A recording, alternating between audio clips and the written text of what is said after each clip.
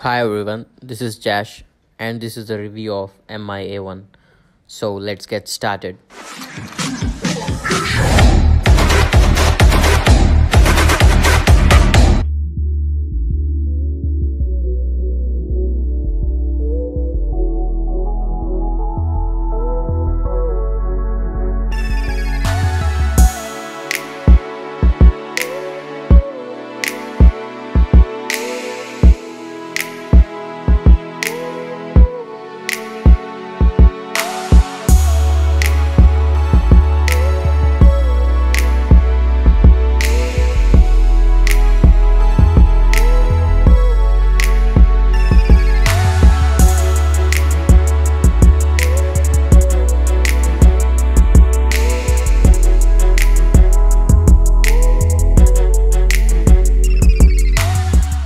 Mi A1 is made of metal and glass. You need to hold the phone to feel the quality, and it's really good mixture of glass and metal. But it's not new to us.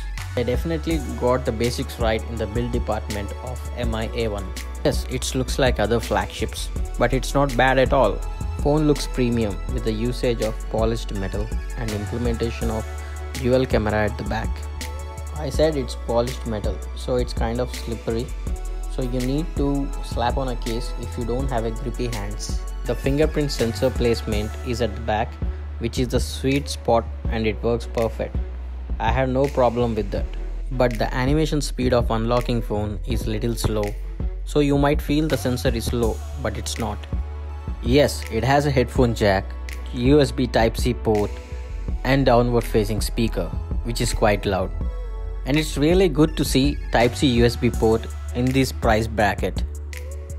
The dedicated amp for audio in Mi A1 does pretty good job, and you'll know that when you listen music through that headphone jack. Glad that we have a air blaster which is useful to control several electronic appliances. This device supports dual SIM or single SIM and SD card slot, which is used for the expansion of a memory. Call quality is good on this device and signal reception is fine. It used to have problems earlier, but after software update it has been refined and corrected. Here comes the most important part of your smartphone is screen. And in this case it's a Full HD IPS LCD screen. It's a 5.5 inch 2.5D curved display and it is made up of Gorilla Glass 3. The screen looks decent and viewing angles are great. If you are coming from the AMOLED screens, then this screen will not make you happy, but doesn't disappoint you either. This screen can be viewed in outdoor on sunny days without any problem. Here comes the most important aspect of this phone, which is software. The stock Android which you experience in this phone is called Android One, which is entirely controlled by Google. This time Google collaborated with Mi, so you guys get pure stock Android out of the box. Google assured that this device will get 2 iterations of software update, that is Android O and Android P. This would be one of the main reasons to get this device for most of us. This device has a Snapdragon 625 processor and 4GB RAM.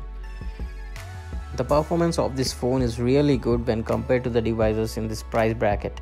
I played few games and it handles very high intense games easily, but it gets little hot while playing them. This game has a high graphic content and it handled the game very well. No drop frames and no lags in the game. Enjoyed playing Asphalt Airborne on this phone. It just handled the game pretty well. Details in the game are shown pretty well without losing its quality. Camera, which is the main thing, is hyped a lot during the launch of this phone, and it's had done pretty good job in this department. I can't say extraordinary, but pretty decent. It has a dual camera, which is great to have on a budget smartphones. Primary lens with 12 megapixel with f2.2 aperture and telephoto lens with f2.6 aperture. In daylight, the camera performs really good and you'll get the great pictures. HDR mode in this camera works pretty well. The secondary lens, which helps in zooming and take pictures without losing any details. The portrait mode works extremely good in good lighting conditions, and I was stunned by looking those pictures. It almost comes close to the flagships in the portrait mode department, but in low light, it's not good at all. This camera takes huge hit in low light department. It just can't take a decent pic in a low light. If you are a person who lives in the nightlife, then this camera is not for you. Here is the camera interface, which looks clean and neat, but not that great. And yes, this has a manual mode which gives you advantage to adjust the settings according to the situations. Front camera has a 5 megapixel and it produces decent pictures in a good light conditions. Here is the video shot on Mi A1 and it lacks both OIS and EIS, so the footage would be shaky.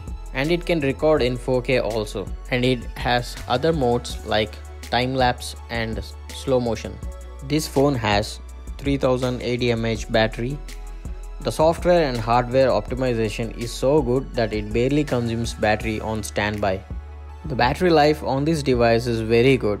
It gives almost 5 hours on screen time, and that's a killer battery performance for anyone. You can easily make out entire day usage without worrying about battery. So the final conclusion, this phone is mainly for the stock Android people who don't want to spend much money and want a reliable and fast performance smartphone, which is mostly works fine for everyone. I say this is definitely a good phone, but not for a low light photography people. That's it guys. If you like the video, do give a thumbs up and subscribe to my channel because much more content coming up. Let's catch up in the next video. Until then, stay cool and keep rocking.